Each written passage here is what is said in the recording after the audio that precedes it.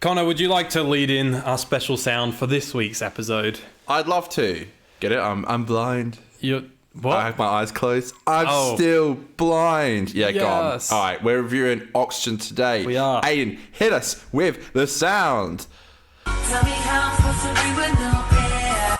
There you go. That's right. Aiden was like, I thought we retired this gag, and I said, hell no, we didn't. Yeah, Connor picked this one and sent it to me, and I was like, I was done with this gag, but we're gonna keep going. Well, I think that's it. 'Cause I literally don't think I can think of anything for fucking Extremis. No. So I think we go out with a bang on Oxygen. We go out with no air. How Yeah, good. exactly. Go out with a bang. That's a good one. I like that. Thank I you. like that. Thank you very much. Okay, a few different things to talk about today.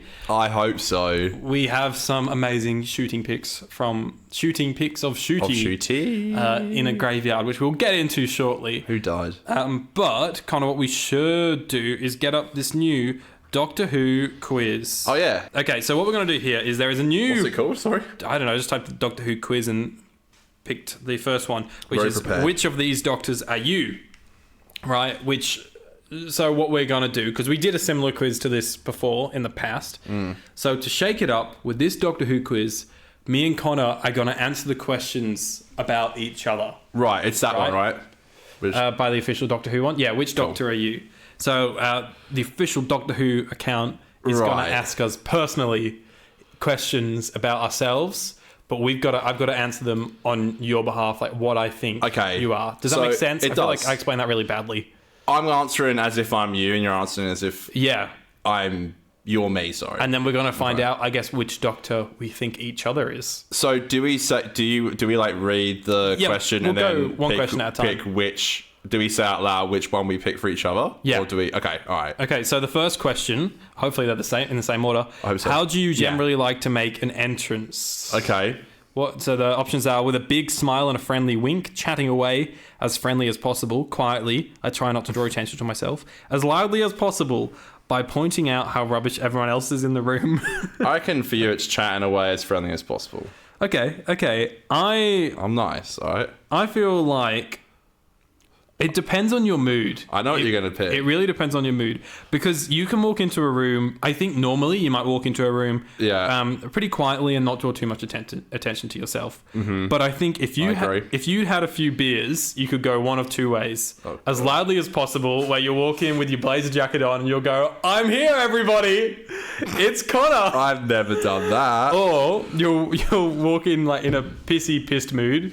And you'll go, what? You look like shit. I never do that. I'm going to go with as loudly as possible. Okay, I don't know. I've never said anyone looks like a piece of shit. I don't know how fucking well you know me. All right, how do you deal with your mistakes? You quickly move on. They haunt and define you. You constantly question your actions.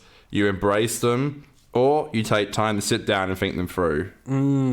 This is easy for you. Actually, what's mine? It's hard you can't pick more than one. I feel like you take the time to sit down and think them through.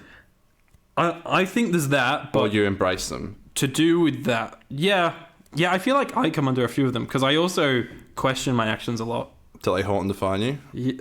Not quite. Do you quickly move on? I think I quickly move on, you're actually. 4 out of 5 of these. Yeah. I can only pick one. So I'm gonna go where you take time to sit down and think them through. I think that you...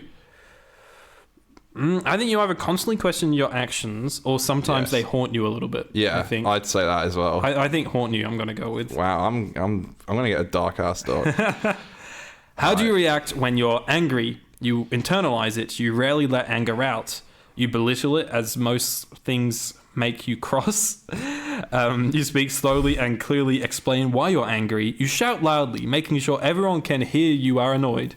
Or you barely let it show. Your actions let other people know they've annoyed you. Okay. You're definitely barely let it show. Your actions let other people know they've annoyed you. Unless I fully snap. Yeah, that's rare though. I know one I pick for myself, but you end of the day, you got to pick what you think. But I mean, if you get angry, you can internalize it though sometimes. It depends, though. I think it depends on what day you're having. Sometimes you can have a bit more of a vocal response, but then sometimes you might just quietly just shut up and stop talking, I think. Yeah, I agree. Yeah. Which one would you... I'll let you pick. Which one of those two would you sort of lean more towards? I'd say the first one. Internalize it? Okay. I'd say I've gone with it. I don't know. Next up. All right, how do you describe your dress sense? Like I've raided a charity shop. That's definitely the 13th Doctor. As a university professor. Sorry, casually, smart. You'll barely see me out of a suit. Rock and roll. Jeez. Because I feel like you are casual like 50% of the time, but I feel like if we're talking about going out somewhere, you'll dress smart. You barely see you out of a suit. I do like to dress smart. I think I'm going to go with that for I'm you. like Barney from How I Met Your Mother. I'm going to go casual for you. Yeah, I don't dress up too much. Yeah. I like dressing up, but Casual. I don't like dressing up all the time. You do it when it's necessary. How would you describe yourself? Fantastic. Wonder what doctor that could be for. Mad. The only sane one in the room. Brilliant. Don't know yet. I'll let you know. You are 100% the only sane one in the room. I would say that about you as well. Yeah, probably. Yeah. Doesn't everyone think that? Yeah, because we're always Oh right. my god.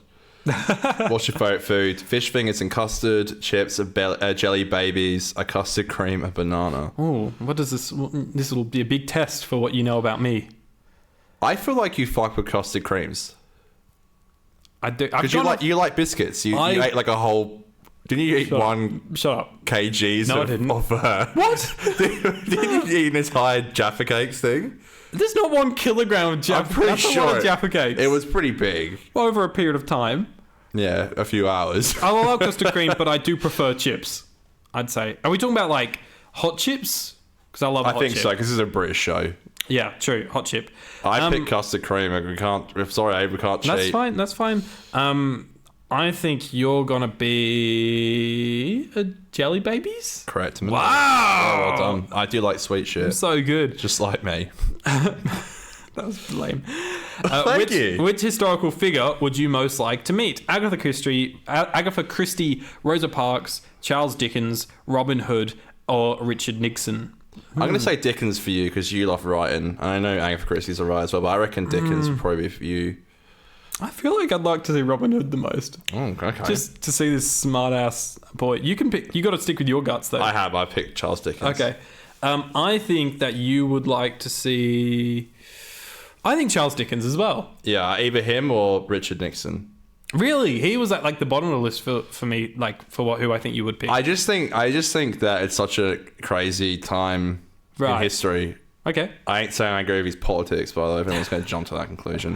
What's next? If you had to work in one of these, it would be a university, a school, a reality TV show, a distribution warehouse, or a toy shop. Oh my god! I don't think we know what we're going to say. Easily a reality TV show. A reality show. Yeah. I wouldn't mind. I don't know why they put university and school on there. They're both like similar vibe. But I've always thought like in a second life I'd be a teacher. Like I work pretty well with kids and. Yeah, you kind of wanted to do that for a little bit, didn't you? Yeah. All right, next. Where would you most like to go on holiday? 18th century Versailles. How do you spell that? Say that. Versailles? Versailles, I think. Versailles. Versailles. Someone will correct us. Victorian London, Britain in World War II, 2nd century Scotland, or Sheffield last week? This is hard. I feel like you love the Victorian London sets, stories in Doctor Who, but also I feel like you really are interested in World War II. Yeah, I really. But who like would both. I guess you wouldn't. I guess you would kind of want to go, but also you'd be like fearing for your life. My personal thing is I'd go Victorian London just because I'd love to see. Like Britain World War II is like so interesting, and I love that kind of thing. And yes, like you could say it would be cool to see like the blimps in the air and stuff, but like fuck me, that would be terrible at the same time, right? You got air raids coming in, you see people dying, like yeah. Sorry, I picked World War II for you. Sorry, but tragic. No, that's okay. I think you would probably be Victorian London, World War II, the same as me. I'd say World War II, but World you War can II? pick what you want. All right, I'm going to give you World War II. How about that? How would you describe... Sorry, I think I read the last one. How would you describe your room? Cave-like, madcap, everything strewn all over the place, I wonder what they're going to pick. clean and ordered, grungy with something growing in the corner. You've got everything all over the place, mate. No question. Yeah, that's true. And you're clean and ordered. Yeah. I mean, out of those options, yeah. Bro, your room is like very rarely messy. I don't think I've ever seen your room messy. Oh, is that it? That's it. Okay. Oh, we have to sign up to the Doctor Who newsletter, do we? It says skip to see results. Oh, thank God, because I was about to do that. Do you want to do it at the same time? Yeah, I've just pressed it. What's it gonna be? All right. What's it gonna be? What's it gonna be? You're gonna like this. Oh my God. We're both the We're both the Ninth Doctor. both of us are the Ninth Doctor. What? Is that good? But that's Ninth Doctor's great, but he's like dark. That's it. I feel like I'm not that dark of a person that I would be the Ninth Doctor. Last time we did this, we both got Peter, and now we both get the Ninth Doctor. We've both been through some shit, I guess. I guess so. Okay. He rarely lets his rage out, only losing it with the Daleks. Okay, there you go. I guess it's because we kind of picked that. Well, that was fun. That was fun. We should always start with some kind of quiz. I feel like every year we got to take that. I was literally wearing this shirt last time we did that quiz. So. I always, not all the time, but if it's like a particular celebrity or something I like and there's like a movie coming out, I always watch those, you know, like Vanity Fair or something. We'll get a couple of them in and do like, what do you guys know about each other or that kind of thing. I was watching one for Sex Ed the other day and it was an old one for like season 2. But it was like Shooty, Emma Mackey and Asa Butterfield, and it's just so funny, like watching those guys do their thing. I love the career breakdowns. They're always so fun. They're cool. I love those, and the director scene breakdowns. Yeah, they're really cool. They're fucking awesome. Ryan Johnson, your favorite, did a really good one for Knives Out too. I bet he did. I just stuck the camera on a tripod and said, "Do what you like," because I've got no rules. Because I'm a really wacky director. He did not. No, actually, I learned things from that. He was so thought out that I was like, I've not thought about that before. Dearest Ryan, I wrote, but you still ain't calling. We are. It's like singing a canola. You're sad, bro. We are, like we said, talking about Oxygen today. I just got the joke. Sorry, that's a good joke. We're talking about Oxygen today, which is series 10, episode 5. Tell me how I'm supposed to breathe with no air. Oops. But before we do that, this is such a silly start to this show. Let's get into our theme song because it wouldn't be 50% without the 50% theme, baby. Forget it. 50 podcast. That was a fast and loose start to the show, right? That was Did you do your Hogwarts house? my Hogwarts house. Yeah, you could do that test. That was a big one. Oh yeah, I've always been a You're Hufflepuff, aren't you? Huff, yeah. Yeah, I'm Ravenclaw. Do you get to pick which house you're in Hogwarts Legacy? You mean the game that I'm definitely not playing, but What, right now? I've not played this game, but No, okay. Do you know from? hypothetically, Yeah, if do you one had know- played this controversial game, I see why you're saying that. You Okay. go in and you answer 2 questions, and if you answer them, well, then they sort you into a house, and if you're not happy with the house, you can pick. I don't know. My friend told me. Okay. I guess. Okay. Yep. Yep. Anyway, okay, so yeah, we're talking about Oxygen. Oh, for fuck's sake, we're straight into this. Tell me how I'm supposed to breathe with no air. Yep, lovely. So, shall we? How does this work? It's an episode of Doctor Who. It is. It's the 5th episode of the 10th series season of the 10. British science fiction television series Doctor Who, written by Jamie Mathieson, broadcast on the 13th of May 2017 on BBC One. The Doctor, Bill Potts, and Nardole investigate a space station after receiving a distress call sent by it, and find that the station is infested with a crew of Walking Dead. What a show. The trio His need to favourite. base their plans on how much oxygen they have left when they find themselves in a seemingly hopeless situation. All right, can we talk about the fact that before this episode was like announced, like what it was going to be, Moffat hyped it the fuck up and said, "I want the adults hiding behind the couch. This is going to be That's very interesting. the most scary, most That's his job, though, right? disgusting episode." And by the way, it's definitely spooky, and I think it pushes boundaries a bit further than other episodes of like the I guess you could say monster of the week. It's literally just like walking corpses. It does look a bit like I could definitely see kids being scared of it. Yeah, all right. I love Moffat. I think he's great. I agree, it's his job, but still, I remember watching this episode being like, Is this the one he was talking about? I don't really get it. My recollection in 2017 was, I think by this point, this was just another episode that just joined the Series 10 void of episodes that were just perfectly fine. Right. And I remember, like, in Series 10, it's when I was at Murdoch Uni. Ta-da! I went to a university for a year and then dropped out.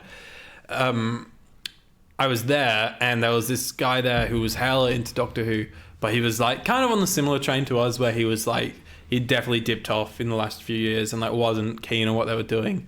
And I remember, like, for some reason, and I feel this way with Jodie's era a lot, when people talk shit about Doctor Who, even if, like, I kind of agree with it, I still try and stand up for it. And I remember him being like, yeah, like, the episode sucked. What the fuck are they doing? And I remember being like, yeah, no, it wasn't great, but, like, it wasn't that bad. But, like, even though I kind of didn't like it, you know what I mean? Yeah. And then on rewatch, as a I think, like, a year or so later, I found myself enjoying Oxygen. Yes. But I'm interested to talk about. Yeah, no, it's interesting what you say there, because if I had a penny every time. I didn't play the song.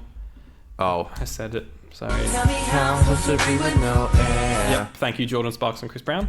Continue, Connor. If I had a penny for every time someone said that, like, something like that about Doctor Who in the last, like, 5 years, I'd have, like, a private jet. Like, and I always hear the argument about, like, Jodie and the writing and stuff, and I always say the same thing. I'm like, look, you know, I think all the right pieces were there. It just didn't really come together, and it's sad. I know. I think we're always going to have that issue of people having those opinions and stuff. But yeah, I agree. I was trying to defend it. I think just before we went on air, I realized this was the no air. This is the first season where we weren't at school as well. So we really graduated. were. This is a new period in Connor history for all you 50% law. Aiden was at Murdoch. I was at the job I'm at now still. Just finished there.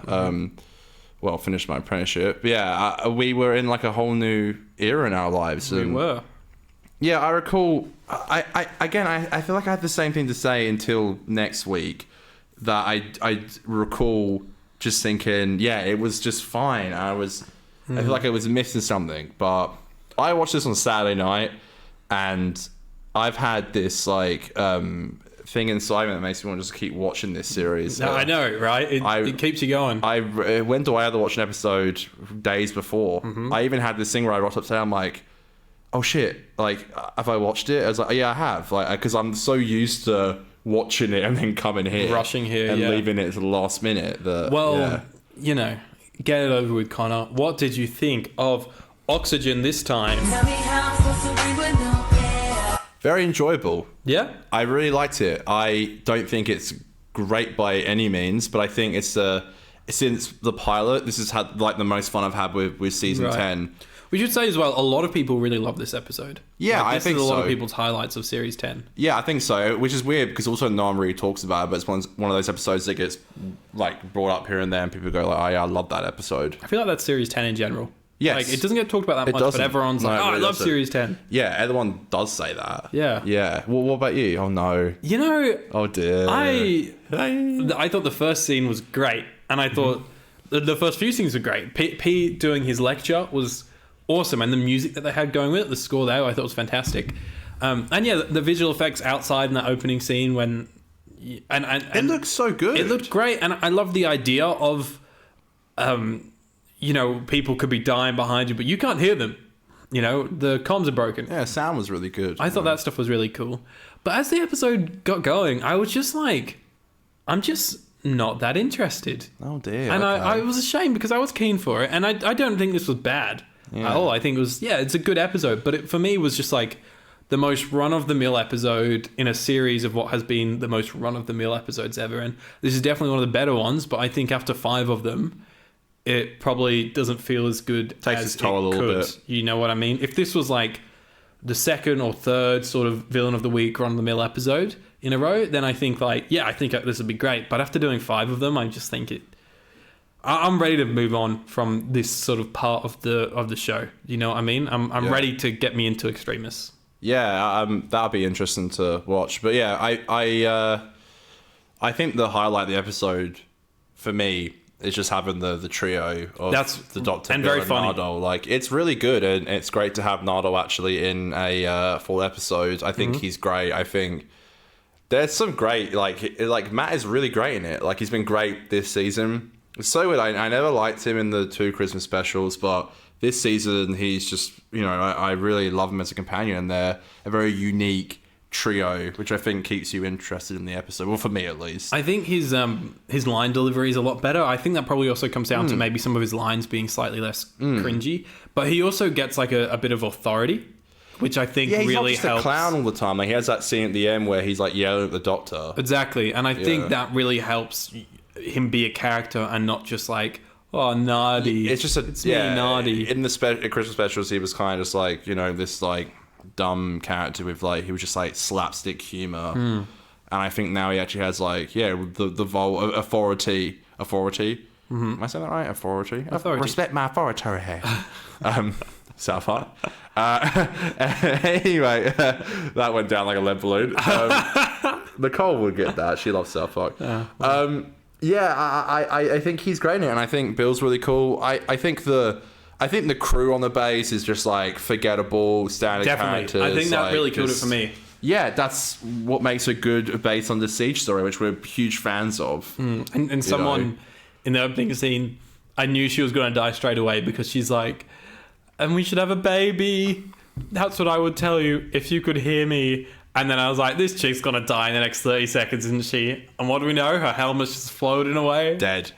But yeah, quickly just to summarize some more of my thoughts on Nardole is it's actually at the end, I kind of felt like high stakes when he turned around to the doctor and he was like, we might have not made it back then. Like, that was a really close one. Yeah. And that was great. And then Pete's like, I'll never see anything again. I'm still blind. And I won't see anything ever again. Yeah. But also, part of what I love about this like trio is they're just a wholesome bunch. Like, at the end when they all cuddle hug, and Nardo goes, cuddles. Yeah. I was like, damn, this is wholesome. There's still a few cringe lines here and there. We let them slide. I like that a one. little bit. I know it was cringe, but I liked it. What do you think? I think the design of the eyeball sucked zombies look kind of cool, actually. They did. It looks goofy, but it's kind of creepy at the same time. Yeah. I like it. It works. I think it's actually quite spooky. Yeah. Yeah, I think that looked awesome. I think something that made me less interested in this episode is that it looks like every other Doctor Who spaceship set. I was going to say, the spaceship is really dull and boring. It's such a boring setting. It's just like, it's not very colourful. It's really dark and dingy. I think what would have worked if they're going for like a zombie theme is to light it really dimly. Right. Like, and gone for like lots of shadows and have them like coming out of shadows. Fair enough. Okay, yeah, true. Yeah. Maybe there's not enough power left on the space station and they can only light up certain areas, and they've got to run through some tunnels that don't have lights on, or maybe even spookier, like they've just got emergency lights on. It's just like an ominous red light. Red lights. Yeah. Okay. Yeah. Hi, Ross. Yeah. I think it's a. Oh, stop calling me. Sorry, phone's going off. I think the idea is really cool, and I think the idea of oxygen being like a thing that you have to pay for in the future is actually quite. I think it's actually a cool concept. It is, yeah. Why do I always sound like I don't like these episodes and then give them like good ratings? Because I'm gonna give it a good rating because I actually really enjoyed it and had fun watching it. But it is quite forgettable in a sense. I think again the crew is like boring and forgettable. I think the set design could have been better. I have issues with it here and there, but I think the concept is actually really awesome, and the idea of the dead just walking around in their own suits, and it's like the suits are actually controlling them, but there's like a human body inside it has its eyeballs sucked out from its socket. Yeah. I think it's quite gnarly. Well, there's a few there's a few big moments in this episode that I think really stand out and are worth mentioning. When Bill is about to die, and it feels like really grim. Twice that happens, right? Does that happen twice? Am I making this shit up? Happens twice, actually. Yeah, because that's when the Doctor loses his eyes, isn't it? On the second time he does, yeah. I think yes, correct. Yeah. No, first time. It's the second time. First time, yes. Second time, it's like, oh, she's actually dead now, but she's not. He's walking around like. Yeah. All right, I'm just gonna go over here. Yeah. I thought that those scenes were really good when she was like about to die. I thought that those scenes were awesome, and I like that she was like stuck there, and the doctor was like, you know, there's not a lot I can do, and he doesn't give her the joke, which makes her stress out about it more. It's serious this time. And I like how, because she's stuck there, she can't actually look back properly and see like who's. That's creepy, man. Imagine dying that way. Grim.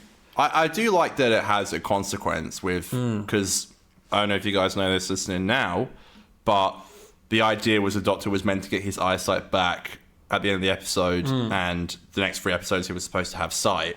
But Moffat liked the idea of the doctor not having his eyesight. And so this continues on for another 3 episodes through the whole Monk trilogy. Yeah, it's in the second part of the Monk trilogy. He gets his eyes back. Is it the second? Yeah, because that's how it works into the plot. It is. That's correct. Which I think is really good. So it's 2 episodes. Yeah. Yeah. I think it works really well. I don't know. I didn't understand the ending of this episode. Right? I got like, the people in the suits are, trying to dispose of them. But then like, I didn't understand why Bill was dead and not dead. I'm sure there's an explanation in there, but like I think just was struggling to engage come the final act, and I kind of missed really the explanation get it either. Right. I think the idea is that I think what they were going for is they're temporary. So I struggle with that temporarily. Word. They are that word. Still alive, I think, because they were saying like they are the business, like that's how they get money is from people, and it's almost like it's almost like when you get locked out of an account, you can get it back for a while. Right. I think it was kind of like that. It was like they won't kill us because we're the consumer, and the consumer is what give them money. I think that's what they're going for. And if they all die, they don't get money. Because no one's paying for the oxygen. Because no one's paying for the oxygen. By the way, I could be completely wrong. That's just what I took from it. I don't know. I also need to say, Connor, today on the record, that please tell me. I messed up last week. Why? Well, I'm surprised you've not got all the DMs, because ever since last week's episode went up, my DMs have exploded. What, the pivot, whoever the fuck it is? No, people telling me that it's normal in the UK for 8 people to share a house. Which really? Who messaged you that? A few people. Are you serious? Yeah, I'm not kidding. kidding. Why do I message Aiden, not me? Or actually, you usually get it half the time. I get called Jeffree Star's date to the Super Bowl. That was funny. I don't see it, but I literally showed a lot of people, and they all say it looks like me. And fair enough. I don't see it, but fucking Jimmy, this guy, I love winding him up, and he wound me up. You got wound up by Jimmy. Hey, I'm up to date with the Jeffree Star drama. Okay, you guys, all you listeners, if you want to start shit, come on at us. We love it. Get into our DMs. Tell us everything we've said wrong this episode already. Okay, that's pretty cool. It's nice to know people watch the show and care about what we say. Yeah, well, I agree with your point. That's weird. Well, in Australia, at least in Perth. G'day. Good day, mate. In Perth, it's like, you're lucky, you're hard pressed to find more than 5 people in one household. Mate. Like people sharing. It's really bad at the moment. Yeah. I know in like LA, it's like really, really bad because everyone's like, let's move to LA because we're going to make it, and we're going to have 10 people in an apartment. There's like 4 people in a room, like that kind of shit, because they get paid like fuck all. Anyway, it's cool you got those messages. Sorry we're degenerates, you live with our parents. That sums it up. That's the excuse. Okay, Connor, we have some really cool filming pics to talk about from this week. Am I right? I need to know, Aiden. I need to know. You're about to know. All right, go on. Oh, am I telling you? No, I was going to say, like, so Shooty's wearing... it seems a different costume in every little thing we've seen him in. There's the 60th Shooty. There's the promo pic Shooty. Yep. With the official HD image. There's... I call him Hilltop Shooty. Hilltop 4 pixel Shooty. Yeah, with a little beanie. Yep. And Gravestone Shooty. Don't worry, he's not dead. No. That's Eric from Sex Ed. Yeah, he's dead. Who got axed. You want him to be in more stuff. Sorry, his original character that you fell in love with, he's gone. Yeah. Right, Doctor Who. Mm-hmm. Yeah, he seems to be changing, like... I kind of love it. I hope there's like a... I'm talking too much, sorry. No, you're cool. I hope there is a... One thing I will say, I hope there is like a main costume that we see quite a lot, like kind of like with Pete, he's like main costume, but he switches quite a lot. Yeah, that would be cool. I hope he has. I hope the main costume is the one we saw in like the HD image, but I'm happy with him wearing wellies and a beanie. Like, I wear a beanie sometimes. I can relate. These Christmas photos are my favorite of his costume. I think they're cool. And you see photos of him and Millie together, and they look so great together. Seeing like shots of him like hiding in archways with his jacket done up. I think that looks great. Shots of him running. Shots of him Naruto running. That stuff's all awesome. Yeah, I love it. Do you reckon he's gone to the gravestones to visit Osgood's sister's grave? My sister. Maybe I cut this out if it's too morbid. I'm not making a joke out of this. I thought maybe, again, I don't mean this in like a jokey way, I thought maybe he might be possibly visiting Wilfred's grave. Oh, that was a big swallow. That was a big swallow. What the hell was that? That was like me taking it in. Gee, I don't know. It might not happen, but I feel like it might do something in the show for his funeral. Maybe. And I wouldn't mind if they did. I know a lot of people are sometimes against killing off characters where the actors have died. In canon, yeah. But I think if it's done right, it's actually quite nice. I agree, yeah. It's hard to do right, obviously, and it's risky. Yeah. And I think they have to run it through the family. I know they did that with Chadwick Boseman. They ran through what they were going to do with him, which makes sense. They don't want to make a mockery out of it. But, yeah, exactly. I remember Only Fools and Horses, right? British sitcom. Most people have probably heard of it. Never heard of it. No, I'm kidding. 60-40. They have they got Grandad in the first few seasons. I can't remember. I think he does die in the show. I can't quite remember. But the actor dies, and then they bring in Uncle Albert for the next, pretty much the majority of the rest of the show, or the original run. And then, 5 or 6 years after the original run ended, they did 3 specials, which Uncle Albert had died in that time. And they make the actual character die as well. Right. But it's Only Fools and Horses, and it's a bit of a piss take. Yeah, exactly. And it actually, I don't know. Yeah. It's funny because of the character that Uncle Albert was and, what that actor was like. Yeah. It never feels... I watched this as a kid. Maybe I think, they would get the joke almost. Yeah. It's not laughing, at... Yeah, the situation. I think a massive emotional punch, or something I think would be very beautiful, would be the 60th ending, and we get our first full episode with Shooty just having this massive adventure with the Noble family, and then finding out what's happened. And I think they could do a really lovely farewell to, because Liz Sladen's one went down really well. Everyone loved that. Yeah. And not Liz Brigg. Liz hasn't been mentioned in the... Liz Sladen's one was the COVID one they did. Farewell Sarah Jane, I think it was called. Correct, yeah. And obviously they've done the Brigg. We recently had that season 8. Was it the season 9 trailer? I always call it 8. Yeah, we had that as well. Yep. Look, I could just be spitballing here. I personally hope they do something like that, because I think it can be done really lovely, and I think someone who was as close to Bernard Cribbins as Russell was, I think it's and he loved Doctor Who, and I think it's a beautiful tribute to, and the 60th is going to be tribute to him anyway. Yeah. But I don't know.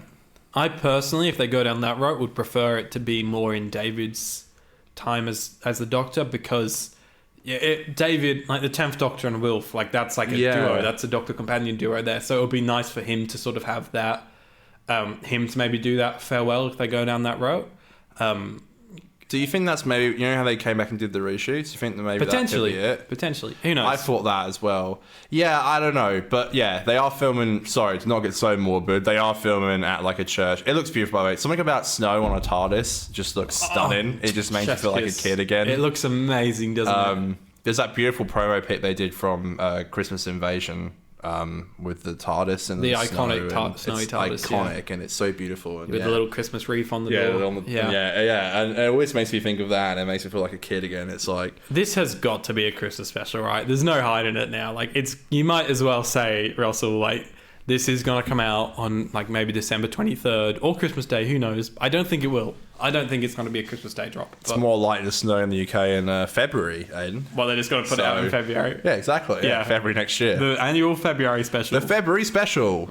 Just right after the Super Bowl, where everyone's just all drunk and ready to watch Doctor Who. Yeah, I remember we spoke about this kind of briefly a bit ago, but you were saying you'd like it if Shooty was kind of like an established Doctor by the time he brings on the companion, like Bit like Ek. like Ek. Mm-hmm. Do you feel like that's kind of what this feels like now? I think so, because they're going to have like... I think he's in the 60th a lot more than we think. I think agree. he's going to be a huge part of it. I think... No, not huge, but a big part of it, at least. If he was only in like a couple of scenes, I think they wouldn't have showed him in the trailer. Right. That's what I'd say. And a lot of Right. people are like, that's from That's a good Special point. 3, Yeah, which that's a good point. there's a big chance that'll be from Special 3. Yeah. But I think when you edit trailers, you tend, unless you're a really bad trailer editor or there's producers at Universal yelling at you, you don't really put anything from the third act in the trailer. We know there's stuff from the third special in the trailer. But I think like if that was like David's regeneration scene into Shooty, I don't think that they would show that in there. That's my biggest takeaway from seeing the first 10-second trailer was there's got to be a reason why they've shown him. Because, Yeah, it was one of the first 5 shots we saw. Like, there's no way it would be the last scene. Why would they... By the way, I don't have a problem with it anywhere near as much as I thought I would. Like, I actually think it's a really cool thing that we have this, like, very quick scene of him. Yeah, and we don't even know, like, because it's a green screen background, we don't know what the background is. And everyone is like, we're all trying to guess his personality through a single line. You know, more like me, who's saying he's an angry Doctor. You can tell by the way he's yelling. It's actually interesting though, because seeing all like the behind the scenes photos we've had so far, there is a certain like sternness and darkness. I feel like I hope so. It's always hard I'm to telling tell. you. It's always hard to tell whether it's just like Shooty waiting between a take and he's just kind of got like a resting face, or whether it's like part of the performance. But he also like, you know, we see him laughing and running around a bit. So I'm like, it's hard to distinguish what's for the shoot and what's just Shooty being Shooty. I think he's clearly going to be a Doctor that like, I think takes himself quite seriously, and I think that's the idea of the closed chain all the time. It's like he takes himself quite seriously, where it's like I have to change all the time, I have to make an appearance, I have to be, you know, presentable. That's the kind of thing I'm getting from it. But you're right, it looks stunning. It's so lovely to see him on the set. It's so exciting. Sometimes just going on Twitter and you get it's like suddenly there's all these set pics. You're like, whoa, like okay, like this is sick. Like we get this and that, and you get like all excited and you remember it's so far away, and then you get a bit sad. But it's not that far away. It's actually not, bro. It's February, 8 months till 60th, 3 episodes. Few weeks after that, Christmas special. It's gonna go so freaking quick, man. I drunkenly thanked Russell last night on Instagram. Oh, for God's sake. He liked it. Did he? Yeah. What did you do? Did you... Well, what? I just said... Did you message him? No, I commented on his Instagram post like a normal human being. Well, you messaged Sagan Canola, so who I did. knows? I did. But you learned because Sagan didn't respond. This is the 4th comment he's liked of mine. I'll have you know. He's liked a few of mine. Okay. I'd like. He's so great, by the way. I'm not saying I'm special. Us. He likes pretty much 90% of the comments. He's prepping us to take over the show. Right. Okay. I'm just saying he's a lovely person. Obviously, I just said, love you, Ross. Thanks for being an inspiration to all of us.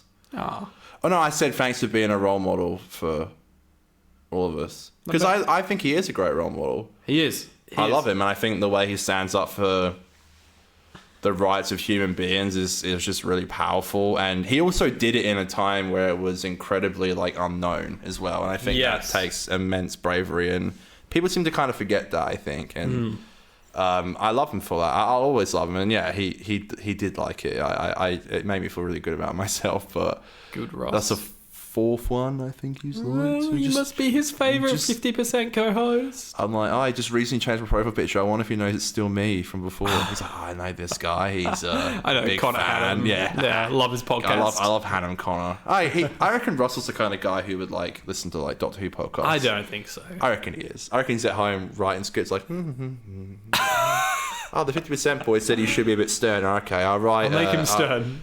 Instead of Boys, we're quietly, rewriting the scripts. Instead of saying quietly to Millie, I'll put he yells. Put that back.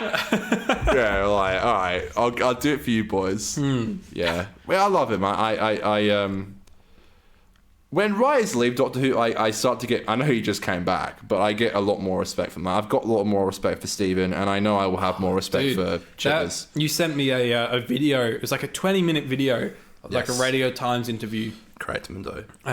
Talking to Stephen for the radio, and it was the interview that I've been wanting with people for so long, because I feel like so many people bring on like a guest from Doctor Who or something, and they just ask them the most basic questions. I thought you were taking the stuff. piss when you said you loved it, but No, that's good, man. because and maybe this is like the filmy in me, but like I love hearing about like what is the more behind the scenes process of like a bit more of like the scripting situation, and you know, he was talking about like Doctor Who should have all the money in the world because you literally have like at the very start you've got one set, 2 minutes, within 2 minutes they're out the door, and then you have to buy every single thing from that on. That's a good point, I love yeah. those like logistical things that I don't think anyone gets down to. Like I've said to you before, my dream guest that will never happen, but who like I'd love to get Moffat on, because I'd love to understand like how show running actually works. And he said it's like show running isn't really a role. You're basically the head writer. You do most of the writing, but you only get a credit for being an executive producer or a writer if you did write that episode. Yeah. And I find that stuff interesting. I'd love to know what the process is of how he works with his writers. Yeah. And how he comes up with, you know, series long plots. I love to hear these more nitty gritty things than like will you return to Doctor Who, Moffat? Yeah, that's the go-to question. You've got to ask it. But You know, you do. And also, the best thing is that he just generally seems a lot more happier and healthier. he does. And sorry, I don't mean to bring up someone's appearance. I have issues with my own like appearance, and I get it's a difficult thing to talk about. But like, he does just seem like healthier and happier. Yeah. I remember season 10 interviews. He just seemed like.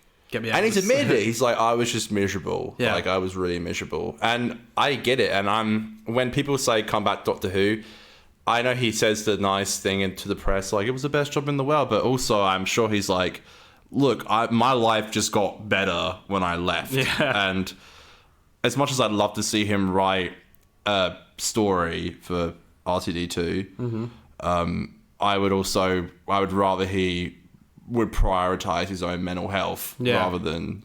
But he also do it. said, I don't think we've spoken about this on the show.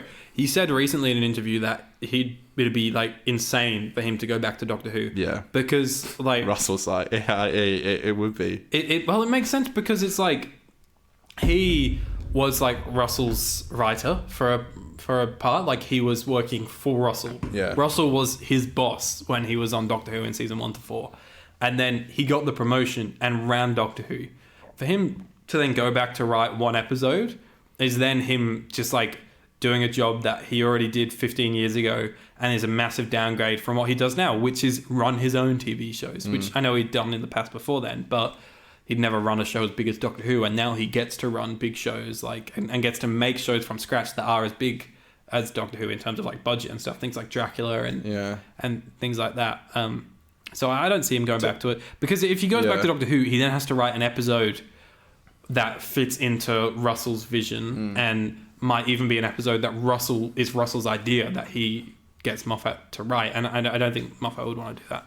Yeah, two things. Number one, I watched this really cute video. He put it up on his Instagram with Stephen, where like someone went to his like little office, and like he literally had like a framed poster. It was a framed copy of the Radio Times with Matt Smith and Bennett Cumberbatch. This is part of the promotion for The Unfriend, which is his stage play. The stage play. Dude, there was a time when he was like on top of the world. He had 2 of the biggest shows in the world airing in the same year. Like, and again, he has been very open about. I really respect this about Moffat. It's like, you'd think that would make me feel happy. I was so miserable, and I think that's a good. It's kind of scary. It's like you achieve all your dreams and you're still, if anything, you're more depressed. I know it's kind of a scary thought, but it's like, I think you can still do your dreams and be happy, because he just seems to be doing his like passion projects right now. I don't love all of them, but I respect what he's doing, and I'm glad he's happier now. Second thing, quickly, I'm serious when I say this. He actually kind of does still work for Doctor Who, but like completely uncredited, because like Russell comes up to him with pretty much every idea. Like he sent Stephen Schuette's audition reel. Yeah, that's awesome. Like, and he said, like, I know, like, pretty much everything that Russell's doing. Like, he runs it through him. Like, Russell knows that Stephen's a showrunner. Like, he knows, like, he would take Stephen's opinion. Mm-hmm. So, technically, uncredited, he does still kind of work for Doctor Who. I don't think he works, but he's like an advisor. He works for Doctor Who. He works for the BBC. Okay, so do we. Yeah, they're our boss, as I've said in another episode. You know, they're our boss. You know, we without Doctor Who, we wouldn't be friends. We'd be at 0%. We actually wouldn't be friends. No. We would be the 0% podcast. I wonder if we actually would have ever crossed paths without Doctor Who. No, we didn't really have any classes together other than drama later in time. Wow, it's crazy how the world works, man. We, Connor and I... Sad. In our Year 12 production, we played the terrible... jocks. We weren't even comedic relief because they weren't even funny lines. What was it, Tyler and...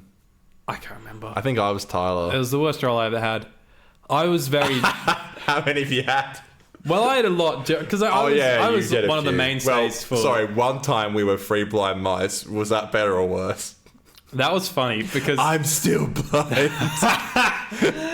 the part of the show where it was me, you and Dan, and the three of us crawled off of the stage blind into the darkness. We're all wearing glasses. Wearing like blind shades. glasses, clawing at people's feet on the bottom of the stage. That was funny. But I like got typecast quite early on by being a blind mouse. No, in like year 7 or 8. I think in year 8, I got typecast with Dan as comedic relief. Right. And for a very long time, me and Dan were the comedic duo in every play the school put on. Right. And then in year 11, we got slightly different roles. And then in year 12, when we did that final production... The rehearsal, which was terrible. We got a solid 2-night premiere. And Connor and I had like 2 lines. And I remember being like... Fuck, I had like this entitled moment where I was like, I have fucking worked my ass off for drama at the school and I have like 3 lines in my final play. There was a time where like the show started and literally everyone in the entire class was on the stage in front of the audience but us. Yes, it was just you and me behind the stage. I remember someone's phone went off for an alarm for a certain pill. I won't say which one, but I think you catch a drift. And remember her phone went off and we were like, this was on open night. Her phone went off and we were trying to find her phone backstage and you could just tell the whole audience there. You could just hear little rumblings in the audience and we were like trying to find it. I did not remember that. And I remember eventually when she came back, so I was like, your phone went off. We couldn't find it. It was loud. Everyone heard it. It's a mockery. You'll know this story, but yeah, you're like, you made our starring moment look shit. I went on stage. I felt embarrassed. Yeah, you'll know this. I don't think you've ever spoken about this on the show, but so the play that me and Dan got split up in year 11 was for Fame, the musical, right? And Fame. Dan was a leading role in it, and I was in a comedic role, but it was like I was the one. So instead of being a comedic duo, I was like the one comedic guy. So I had quite a bit to do. You were Pizza Boy too. Pizza Boy 18. Hey, your pizza's here. I was not Pizza Boy 18. Anyways, I on one of the show nights, it's so stupid. I was chatting to like a cute girl backstage that I've been talking quite a bit. And I don't know what overcame me. I was being all flirty and stuff. And then the next thing I know, Dan has just like rushed off the stage and grabbed me literally by my shirt, like in the most aggressive way possible. And he goes, "Get the fuck on stage now." You missed your cue. I missed my cue. Oh my God. And his microphone was still on. And so everyone in the auditorium heard him say that and then saw me like run on stage. How did I not know this? Yeah, well, it's meant to be like he walks off stage and I walk on stage was sort of how it would work. And he walked into the wing and I wasn't there. And usually I'd be waiting in the wing for him and we'd like cross over. It was like I think it was the second night, because second night is notorious if you're doing like a 3-night run for being where everything goes wrong. Because you do the first night and it goes pretty good and you get kind of confident. Right. And then come night 2, you make stupid fucking mistakes. And then night 3, you kind of tend to get it mostly right because you've learned from those mistakes. Well, I'll never forget that. Dan fucked up in our second night. His name was Barry or something. And he went, there was a line where he's like, Jimmer Pale Barry. And he went, Jimmer Pale Danielle. It was you, me, Daniel, the bloke who was there, I won't say his name because he didn't want me to say it, and another guy whose name I won't say, and we all just like try not to break. We're just like, Jesus. And he's like, sorry, Jim Appel, Barry. And I was just, This is the high, in such a fucking dumbass way. the high standard of performance that we have. He did it. I actually said to him afterwards, like, you couldn't have like just moved on. He had to fucking look at the audience and go, I'm sorry, Je m'appelle Barry. And I was just like, I think we all just broke. And like, then that was like the last scene of the play, and we all just, it was. I do not remember that at all. It was great. That was funny. Those were the days. I would like to. There's so many things I'd like to do, and hopefully one day I'll do them. Like what? I'd love to. It's many things. I'd love to act. I'd love to write. I'd love to direct. I'd love to do like a concert. I'd love to do like a live show of this. Like, it's all this stuff that I think can happen, but it's like they're all kind of like pipe dreams, you know? I feel that. Yeah. Yeah. You kind of, at this point, unfortunately, I feel like at this point, you kind of have to like, kind of put all your eggs in one basket, because you don't really have time to do, I don't know, a lot of stuff, because like, you don't really master one of them. Definitely, almost. That's something that I think I struggle with. Like, I think I try and do a lot of different areas of things that I haven't quite succeeded in it anywhere yet, if you know what I mean. I'd say you succeeded and stuff. I mean, I've had some like highs and stuff, but I don't think I've ever done. Be kinder to yourself. I've not had like a career-defining move. Well, you're only 24. Yeah, I should be making. Bro, who do you know I should is be at the 24 Oscars. except for your friend in the UK? Is he 24? Who? The one that you love, the one who directed all those films. Oh, that you Bertie love. Gilbert. Yeah, Bertie. My friend. Yeah, well, one day. Someone whose movies I like. Yeah, how old is he? 24? I think he might be a year older. There you go. You could be in that spot in a year. Well, I'm not where he was 7 years ago yet. This guy was getting funding for his short films when he was 16. Yeah, but come on, like That's ridiculous. That stuff just doesn't. Sorry, industry plan. I said it. Nah, I'm kidding. Sorry. No, he was really good at what he did. No, I bet. That's how I got So that. is Billie Eilish, but she's a plant. All right. So, I'm gonna get in trouble for saying that. should we go on to? Sorry, I love Bertie's box of flavoured beans. What are they called in Harry Potter? No, Can we talk about that? We're show not talking anymore? about what's Harry Potter. You know that Bertie box of flavoured beans? Sorry, I don't know what Harry Potter is. Oh, for fuck's sake! I don't- I beg to differ. That's what. Let's do everyone's favorite segment. I haven't finished talking about the episode yet. Oh, would you like to? I just want to say quickly about the end. Like, what do you think at the end? The end of Oxygen. blind. I think it's cringe. Okay. I like the lines that lead up to it, but then when Pete stands up and we dolly in and he's like, I'm still blind. No, Cut to black. it cut. Yeah. No, he goes, I'll never see anything ever again, and it goes to like the vortex, and it goes, I'm still blind, and No, it it goes goes black. next time. Oh, okay. But Well, I thought, it was cringe. you still kind of said it wrong. You said it was before, but okay. Anyway. What do you think of the end of that scene? I think it's a complete misfire. Yeah, it is. Yeah, they shot a blank to put it. I think they politely. thought it, and it probably was like a bit of a big reveal for some. But I think they thought it was going to be a I don't think it was game-changing dumb. twist. I thought it was like this is. I thought I'm not going to like this next week, and I didn't, and I still don't. All right, shall we move quickly onto a brief segment of what the boys watched this let's week? do We it. still need a better title than that. Welcome to the Oscars. I'm your host Connor, and this is Aiden. Hi. We didn't split the pay. We got paid individually, the same money. Is this a joke? I know there was that controversy when Amy Poehler and Tina Fey hosted the Globes, and they had to split the pay. Right.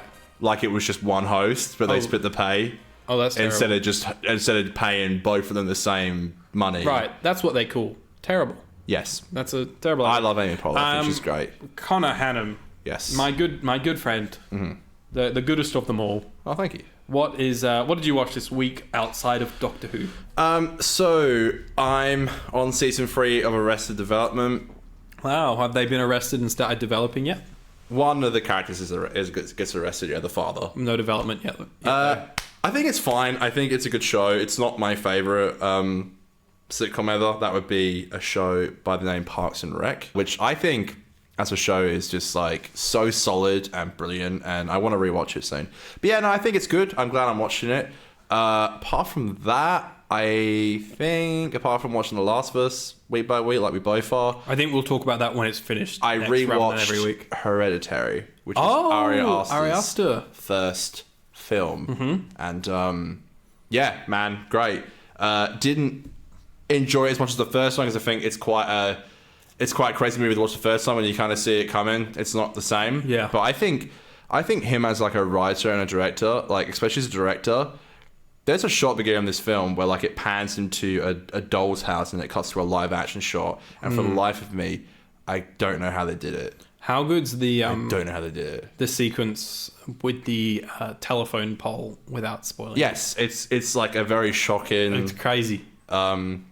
Considering I'm not in the best headspace, I kind of regret watching it because it's like quite confronting. But man, the casting's great. Toni Collette as the mom is like very good. Yeah. She is just like a powerhouse, man. She's so fucking good in it. And yeah, with Ari Aster's new film coming out this year, I'm probably just gonna watch Midsommar next, which is also very disturbing. Ari Aster likes naked people. He does. There's a lot of naked people in Hereditary, more than I remember. A lot of old dicks. Yeah, he likes which if that. you're into that, then you're in luck. And a lot of saggy boobs. That is, yeah. If you're into that good on you. But yeah, there's a lot of testicles and boobs and fannies. And I didn't remember God, that. I hate that word. Really? Fanny. I don't know. That's a girl's name. Well, they should change it. They should. That's kind of... No, that's Franny. Sorry. Sorry. All right. Close enough. Anyway, what did you watch? Stop talking about. I haven't watched an awful lot. I've not gone and seen any new releases or anything this week. But Oh, poor you. You didn't go blue pilled and go watch Avatar. I didn't watch Avatar, the worst movie of all time. Did you watch it in 3D? I did. Okay. Was that at least fun? No. Did you go? I can almost. I couldn't give less shits about 3D Avatar. I still haven't seen it, and I'm not going to see it. And stupid.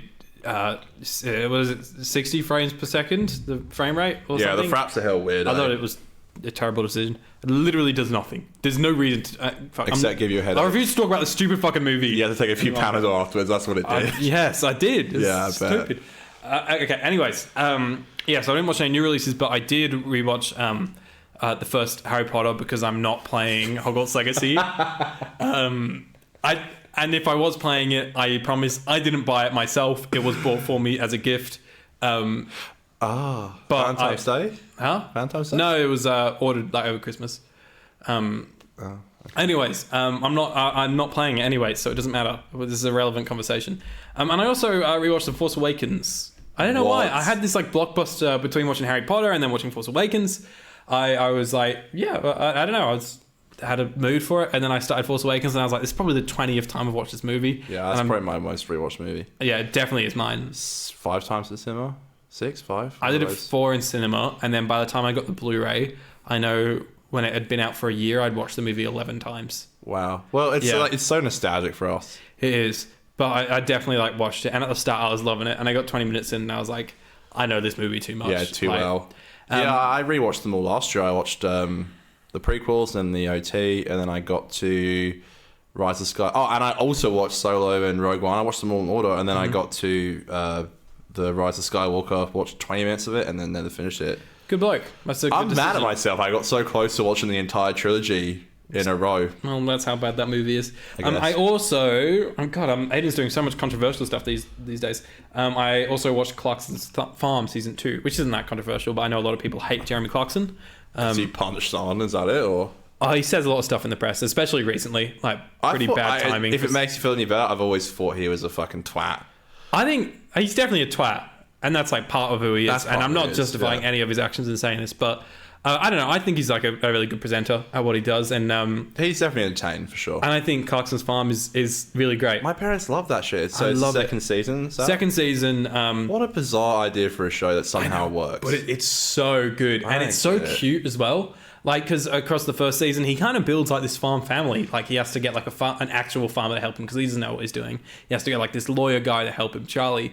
and they all become like a family by the end, and like a few other characters as well. A few pigs running around and all that. And then in season 2, it's the same gang, a couple more new faces that they bring on, and then the whole goal of season 2 is he wants to make a restaurant that only serves things that have been made on the farm, which I think This pig that you're in tonight was a personal friend of mine that I slaughtered. it's not.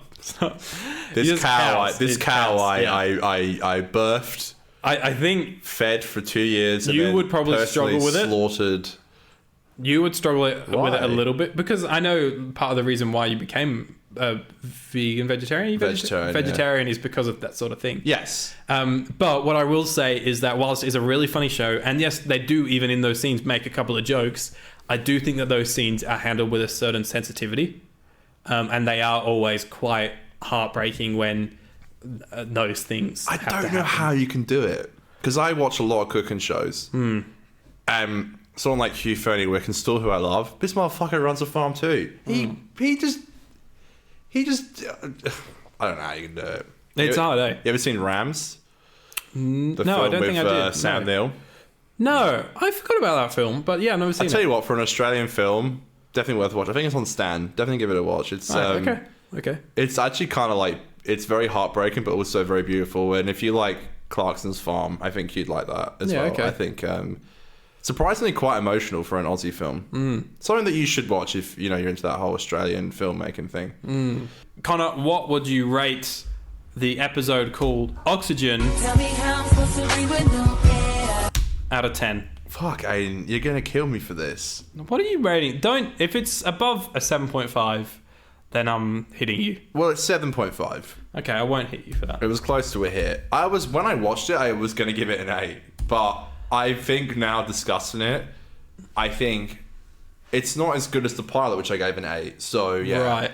I think I'm giving it a 7 because I don't think it's, and I think on this watch 7 was generous. I don't think I enjoyed it as much as I would enjoy another 7. But you really are hating this season. I should say I got like halfway through the episode and I got a message that got me thinking about stuff that I think is one of those things where external factors start to influence your thoughts on an episode. So I think it deserves a 7. When I watched it, probably about a 6, but I do think it's better than that. Also, I should say I'm trying to call into the... I know we're setting up a proper collab, but I'm going to try and call into the Big Blue Box podcast next Thursday. The Madman with a Box podcast. That's two very different... I didn't mess that up at all. No, sorry. you didn't. Sorry, boys. I'm trying to, because there's a big meme going on Twitter at the moment. I'm sorry, I got your name wrong. Madman with a Box. I apologize. It's been a long day. I literally said today, I was like winding them up on the live stream. I was like, surely a Connor calls in segment, and they're like, okay. And then we'll like DM it on Twitter, and then they're like, you got WhatsApp, and I was like, I don't, but I'll get it. So I guess I'm gonna call in next week, which is weird because I'm gonna be at work. So have a phone Connor part of the segment. That's kind of fun. I thought I'd wind them up in real life and through the phone. And be Very like, nice. G'day. Just like a controversial hot take and then hang up. Yeah, just don't even say goodbye. Yeah, you just that they call you and they're like, time for Connor's hot take, and you just say some shit and then I just hang up and then just go back to work. Dude, Twitter in the last couple of days has just been an absolute madhouse. I'm pretty much all of us. It's insane. No, I've seen that stuff. Yeah, like I mean, with like our Doctor Who community, that's fun. Were you thinking I was talking about like all I the thought you were gonna start world? talking shit about Doctor Who Twitter, because I'll say that I don't really scroll down. No, I don't even know what you're talking about. There's always something going on, but I meant the nut house that we're all in at the moment. I just check notifications mainly, and that's like there's something going on. There's something in the water. We're all just winding each other up, bananas, being funny. Like it's great. It's all like it's all. We all know it's a joke, but sometimes I wonder if people. Nah, no way. I reckon people aren't as smart as you think they are. I think they are. No. I think no. No, I there's a few things that get said that I think people would take quite seriously. Yeah, they would. They would, dude. Come on. Just wait until episode 200 where we talk about when me and Connor that had Ricky beef. Gervais joke where it's like they have to put "do not drink" on bleach bottles. Like people aren't smart. That's a valid counter argument. Thank you. I didn't want to say the joke and act like it was mine. I had to say you said it, even though I'm not a huge Ricky fan anymore because he's Afterlife is average. transphobic, which I hate. Yeah, that's definitely. fucking idiotic, isn't it? Yeah, also Afterlife is shite. I don't know why anyone likes that show. It starts off okay. Did you watch it? I watched the first 2 seasons. Oh god, I can't honestly. It looks so cheap. It looks cheap as, but the main thing for me is I just think it's terribly written. Yeah, he writes, directs, produces. Lovely edits. lovely message. Don't get me wrong, but the climax happens in episode 5, and then episode 6 is all resolution, which is just a terrible. It's not good. I think it's not a good show. The worst thing you can do when you're that high up in the industry is hire your friends, which is literally what he does. I get when you're younger and you're trying to make it as a filmmaker, like hiring your friends is all you can do. But it's like, this is a big problem that James Gunn has. He just hires his friends. And it's like... Note to self, fire Connor from podcast. No, it's like, no, my cameo in the short film that's coming up next. Oh, I'll get rid of you. Oh, fuck. Yeah. Well, sorry, my role that doesn't exist, that is going to get... Well, there's no... Wait, is there no role at all? There's no extras. There's no extras in the film that would... actually, very... There's always the next one. I'm going to pretend I'm not crying right now. That's okay. I'll cameo in it. That's a shame. Okay. Yeah, it is. Could have. We can talk about this. Could have emailed me about it, but that's all right. We got some steps going forward into the next project. Which could have given me a bit of Well, could have given me a bit of a pass. I'm sure you will recover. Then dropping it on me on the show. Like there's no roles, Connor. I'm kidding. The film is 2 characters. Do you get my fucking satire? No. Do you seriously think I'm being serious? Yes. Wow, this is what I mean. Twitter audiences are dumb. There you go. Don't drink bleach, eh? Thank you so much for watching and listening, everybody. This felt like a bit of a loose episode of the pod, didn't it? We're a bit loosey-goosey. We are a bit loose. Yeah, be sure to subscribe to the YouTube channel. Follow us on Instagram and Twitter at 50dots. You can see such famous tweets from Aiden, like Dr. D's Nuts today, which is an amazing tweet. I don't know. By the way, me saying Twitter audiences aren't fucking idiots. This guy tweets Dr. D's Nuts. So maybe they do take us a bit seriously. There and I was like, I've not done a tweet today. I've got to try and do roughly daily tweets. And I was like, Dr. D's Nuts was the best I could come up with. So perfect. Thank you so much for listening and watching, and we'll see you in another video, in another podcast very, very soon. Next week to be exact. Correct. Maybe. What, are you going to quit? 150 in. It's Aiden's and Connor's podcast. We're doing Doctor Who enough reviews. A Doctor Who review. Yo! Hey. Any end credit scene? I don't really have anything to say that I think. I have a lot of questions to ask you off air. Well, that doesn't help. Exactly. That now doesn't everyone's help. just going to wonder what the end credit scene is. Tough shit. You're not us. Get over it.